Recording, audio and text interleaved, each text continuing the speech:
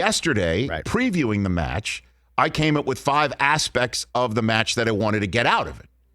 And now let's get into the 5 aspects of the match that I wanted to see and what we did get to see. And the first aspect of it was Aaron Rodgers' future. What are we going to get out of the match on Aaron Rodgers' future? And here's the actual exchange that came the closest to gleaning any information from the match on what Aaron Rodgers' future with the Packers immediately for 2021 looks like. Packers, Bears, any idea who's going to be there? Anybody who's going to be quarterbacking in the number 12 jersey? Yeah, I don't know, BA. We'll see. How about, won't we? How about September 12th then? Will you go for that one? What's that one? That would be the opener against the Saints. Oh. All cheesers rejoice. Yeah, I don't know, BA. We'll see. Okay. I know you're a Milwaukee guy. I know. Aaron, everybody is on their toes. They want to know, man. They want to know. Yeah, but, I mean, I'm just having a good time out here with Tom. I'm trying to talk to him about it. If he's going to keep playing or not, you know? Hey, Aaron, we go way back. You can just tell me. I'll keep it a secret. Hey, I promise I will not put it anywhere. Charles, I'll tell you this week in Tahoe. All right. Hey, now. Lots to tell Charles about coming up in Tahoe, which is just in a couple days. You'll see that American Century Championship on NBC. Brian Anderson, Larry Fitzgerald, and Charles Barkley trying to pry. We will see is all we would get. But what we did get was a glimpse of what I said yesterday in advance of the match from Aaron Rodgers' comments prior to the match in a presser this week, talking about how he's working on his mental state and trying to be more positive and removing negativity from his life and just working on that. And he's been enjoying working on that. And I said, I need to see that guy on the field this fall. If he's working, if he's at peace more than he was last year, when he came on this show in week 2, after week 2, going into week 3 of the NFL, saying that he's at peace with everything, and then he won the MVP, and then we saw how he played golf yesterday. Look, you could sit here and say this is a big leap. Golf is easily the most mental and mentally taxing sport I think there is. Brady at one point, as he's driving in the cart, was saying he can't wait to get back to the NFL instead of playing this crazy-ass game. You know, like you heard him say that at one point, right? Right. And so it's tough. It's tough to make shots. It's tough to execute, certainly when you're, on a long round. I'm serious. And so if Rodgers showed up and played like he did yesterday, he carried DeChambeau a couple of holes. Yeah, a handful of holes. Spraying it all over the place. And he kept hitting fairways, and anytime DeChambeau set him up to make a putt, he made putts. He made a putt to put him 3 up, and he made a putt to wrap it up to win 3-2. He was terrific. I've got to see that guy on the field in the NFL this fall, and he's going to tell Charles we'll talk about it in Tahoe, because which is a way of him getting off that spot that he knew at some point as he's driving around in a cart he would be put on. Of course. We'll see. That's all we're going to get. Now he'll show up in Tahoe. Will he say something there? I'll give you a we'll see. Rubbers meet in the road when the bicycles come out for training camp.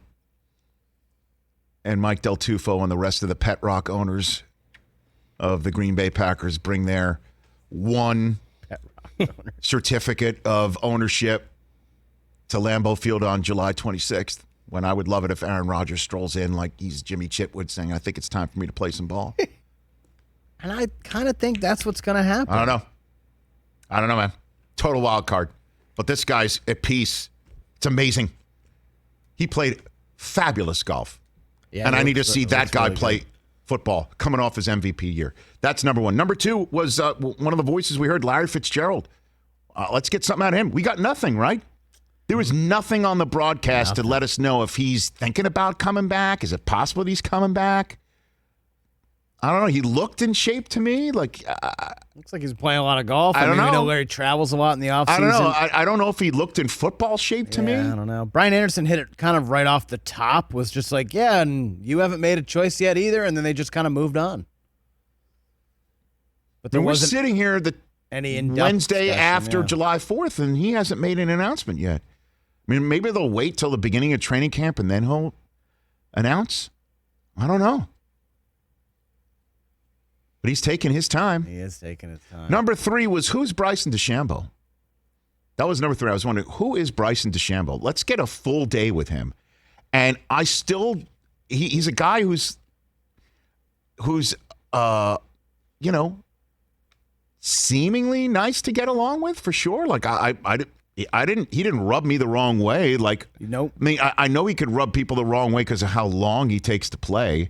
And he does, kind of seems to have a little bit of the let you know just how smart he is, Yeah, a little bit of that. He struck me as a guy I'm not sure that I'd want to hang out with him if I had an off day. I mean, at one point, Charles said, could you imagine being with these two guys, meaning Phil and Bryson, in a long car ride together? Yeah. I mean, that was a funny line that he had. Funny line. Along also with wondering if Baker, I was thinking the same thing, is Baker Mayfield in a robe?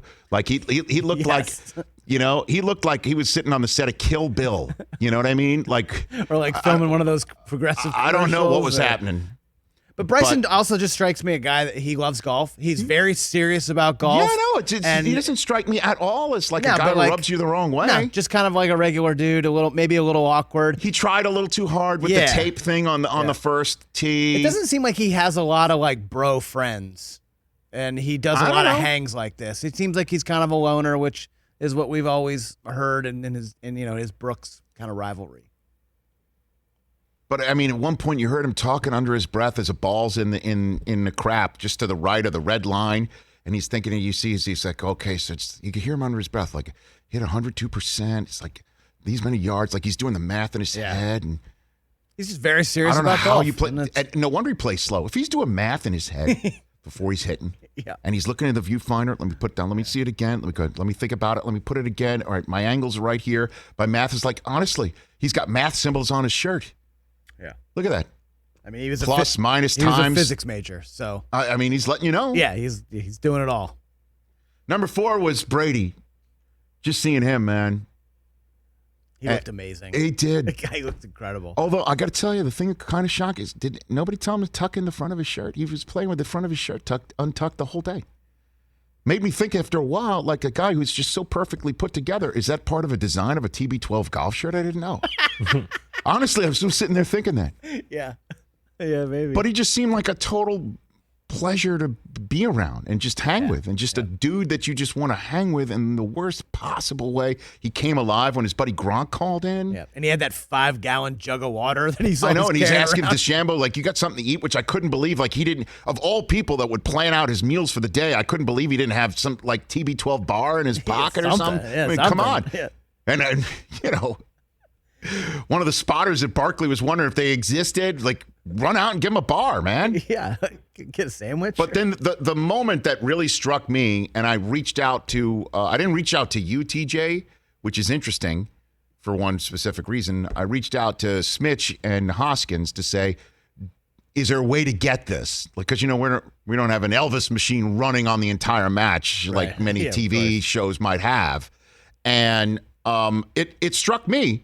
And it must have struck you because I think you tweeted it out from the Rich Eisen Show account. When Brady's behind the wheel of his cart and Barkley asks him about like his process or something. I forgot what brought it on. It was an innocuous question. And he stops and he starts talking about how he was a late bloomer in life. Yep. Quote, I was such a late bloomer in college and the pros. I always felt I had to outwork the competition. That's still how I feel. I think for all the kids out there listening, you got to find traits that you can sustain for long periods of time. I sat there and I thought, damn, I should record this when my boys come home from camp, play it for them, get my daughter in here. Like, that was incredible. That was so cool. And you sit there, well, Brady knows he's on camera and whatever. He's talking to kids. Yeah. What a great message to put out there. Yeah, exactly. Well, it started with Charles was complimenting him, saying that he's never seen anyone work as hard. That's right. During the last match, he was running wind sprints, and that's how it started. And then it went to that. I can only, obviously, there's a character limit. He went on for another minute. He did. And It was an incredible, 2-minute soliloquy. I think Turner should clip that and send it out on their social media accounts. I would retweet it. Yeah, because they were talking about incredible. The last match, because he played 36 the day before. He played 18 the morning of the match. And he was doing sprints. And he was doing sprints in the parking lot. And they're like, what are you doing? He's like, well, I don't want to suck out here. Incredible. And then the fifth aspect I was hoping to get out of the match, we got it in absolute droves, was Montana and Big Sky Country. How beautiful did that course look? I was looking up cabins and places to stay. I mean, how incredible. And Jack, looking at this large mountainous regions going, okay, let's put a 700. By the way, the card that I pulled out talking about it yesterday was the 17th hole, but they might have flipped the front and the back. I don't know, because the 8th hole was that super long one. Super long one. They might have flipped it because they wanted to play that super long one. They didn't want to run the risk of 17 not being played, which, by the way, it was not last night. Right.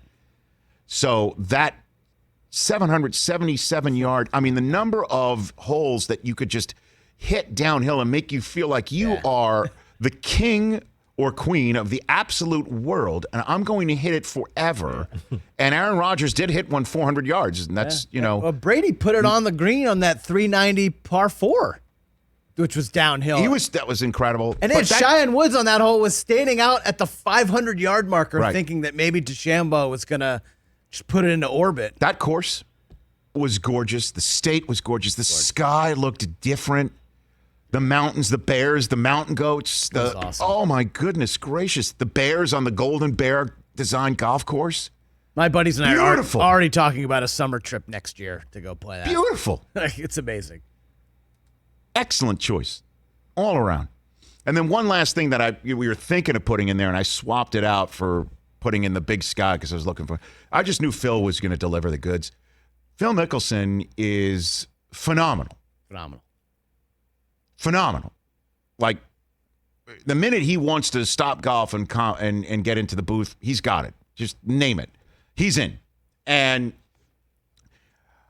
he just strikes me as the greatest playing partner ever. Great hang. You want to be, because you want to hang with him, because not only is he going to make the shots, he's going to help you make the shots. He's calling you partner. He's bucking you up. He's he even needs to. You knew at times Tom Brady needed his a little boost, confidence and boost. This is what we're going to do. It goes right, it goes left. It's a funnel. We're going to go right through the funnel. We're going to do that. He's telling that on the tee before they go down to the hole. He's amazing. Yeah. And then I couldn't tell if Phil was being serious or getting in your head, which is another great aspect of a playing partner when you're trying to beat somebody else. I don't know if he was legitimately trying to solicit Bryson DeChambeau's process information or if it was a full troll job. A couple times he would just say to Bryson, why don't you talk us through it? And why don't you tell us what you're thinking? Yeah. And I thought to myself, he's just trying to get him going just to try and needle him. Or he's like, we need this for the broadcast. I could be that too. I couldn't tell. I think Phil's that smart where it's probably, I bet all of the above. It strikes me as all of the above. Because at one point he was all over Bryson about playing slow. He's all over Bryson about, tell us what you think here. And I couldn't tell if he's serious or not. And then after he's all over Bryson about, tell us what you think. He hits that one on the par 3. It's like, here's what I'm going to do. And he walks us through it. And he talks as the ball's landing. It's going to come back to the hole. And it's going to nestle right in there. And it was 2.5 feet from the hole. A couple of times. But Rodgers was great. Him and Rodgers going back and forth with each other was terrific, including the very end. Talk about, Callaway's the size of church bells. They're 2 down. Okay? They're about to be closed out. Brady needs to make this long putt. And Phil says to Brady, we're going to go for it. It's like, okay, it's 4th and 3. You're down 8. We're going to go for it here. We're not going to kick a field goal. He says that to Rodgers as Rodgers is playing his head off, and they're losing. And I thought to myself, Rodgers has got to come back and say to DeChambeau as he's over the putt, you know what? I'm going to go for it here. Even if I hit it past the hole, I'm going to run up and hit it while it's moving and stop it. And I thought to myself, Rodgers has got to come back and say to DeChambeau as he's over the putt, you know what? I'm going to go for it here. And even if I hit it past the hole, I'm going to run up and hit it while it's moving and stop it. And I thought to myself, Rodgers has got to come back and say to DeChambeau as he's over the putt, you know what? I'm going to go for it here. And even if I hit it past the hole, I'm going to run up and hit it while it's moving and stop it. in reference to what Phil did at the U.S. Open in the Pacific Northwest a few years ago. But he didn't. He was chill, which makes me think Rodgers has really successfully worked on his chi, and that's even inspired me to work on mine. No way. Yes. Okay. Like, I just saw the way he played. All right. It's inspiring. I'm going to do that. Hey, you watched all the way to the end. Thanks for that. Watch more right here.